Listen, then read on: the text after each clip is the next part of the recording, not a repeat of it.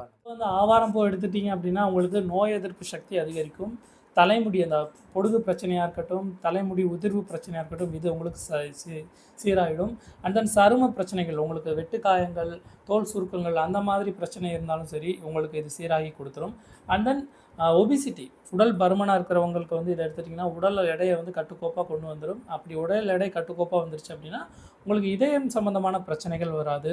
5வது, புற்றுநோய்க்கு எதிராக செயலாற்றும் தன்மையுடையது இந்த ஆவாரம் பூவானது.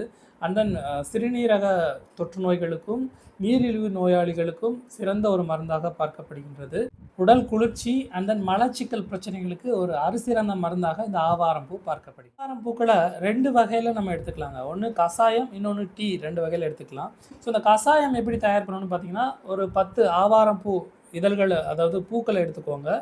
அண்ட் தென் இப்போ சுக்கு, மிளகு, தீப்பிலி மற்றும்